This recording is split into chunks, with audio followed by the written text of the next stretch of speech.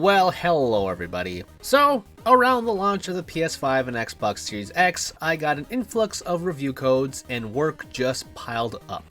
I eventually found time to play these smaller games amidst AAA titles like Call of Duty Cold War and Spider-Man Miles Morales. But I did not have enough time to dedicate to individual videos. My solution then was this. I compiled them all together into one big review roundup of 7 games from the past month on Nintendo Switch and PS4. I'll share some brief thoughts, followed by a score. Sound good? Okay, let's begin with Phogs. It should make you grin from ear to ear, from the two-headed dog protagonists to the silly world they inhabit. Every bit of this game is oozing with charm. It operates a bit like another indie game from a few years ago, Brothers: A Tale of Two Sons. One side of the controller controls the blue-collared dog, while the other part controls the red one. You can grab onto objects to then move them around or operate controls along with stretch around. Those are your basic powers in this puzzle game with light platforming elements. It can be played with someone online or through local co-op, which makes some of these puzzles much easier to manipulate.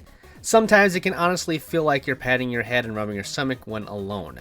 It's not perfect with its physics, but again, it is delightful, especially with a loved one of almost any age.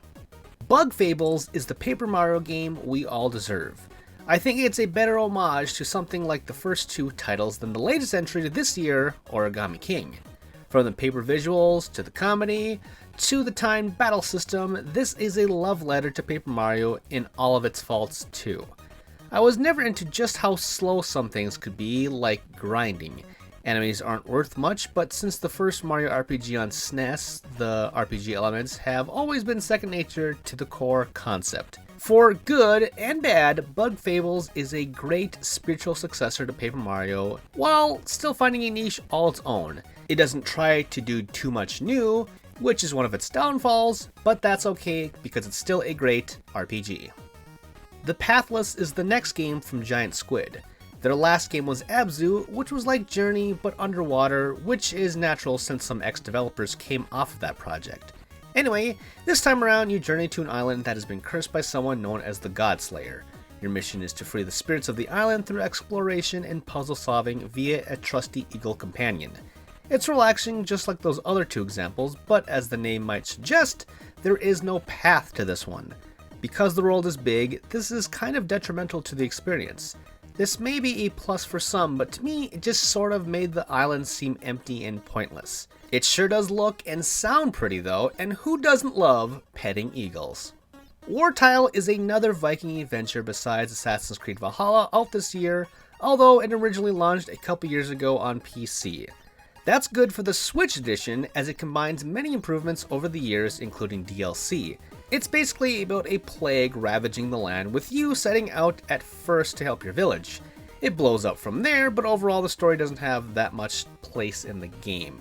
In general, it's presented more like a storybook, and the game itself is a combination of Dungeons & Dragons in terms of the miniatures and layout, tactical RPGs because of the grid system, and RTS games because there is no real turn order. You simply move your character within a defined region and repeat. Attacking just happens naturally once characters come within range. Because the story lacks punch and because there isn't anything fantastical with the gameplay, it's not the most memorable or robust RPG, but it is deeply satisfying like a game of chess and unique in its presentation style. A lot of people may pass up Metaverse Keeper. At first glance, the animations may not seem that dynamic, and they really aren't. Movement and visuals are not this game's strong point, but it does have a decent set of designs for the obscure weapons, characters, and enemies. As a roguelike, it's also rare to find one that is challenging but also doesn't punish you for dying besides progress in the dungeon. Plus, it has co-op, another rare sight. It's a bit more kid-friendly than more hardcore entries into the genre this year, like Hades, but the price is right for some co-op action if you're looking for something a bit more mindless, but still something fun in small doses. Ghostrunner is like a combination of Hotline Miami and Mirror's Edge. You assume the role of a cyborg ninja, guided by a mysterious voice. You're trying to help this person out through what else? Endless destruction. The only weapon you have is a sword which cuts through enemies in one slice.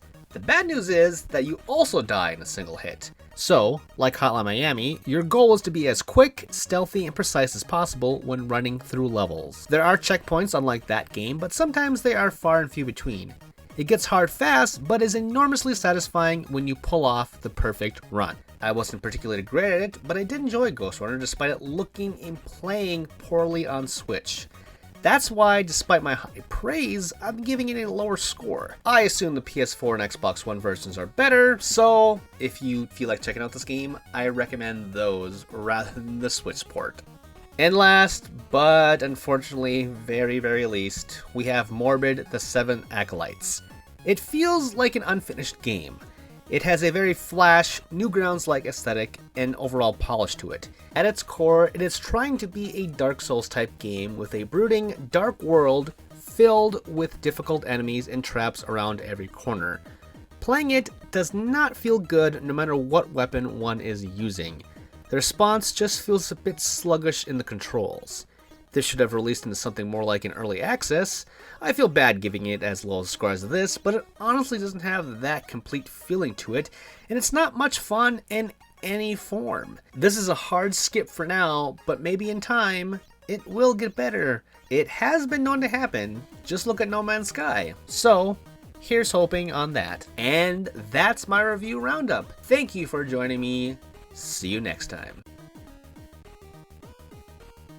Did you like that video? If you did, please like, subscribe, and spread the good word of ReActionExaminer.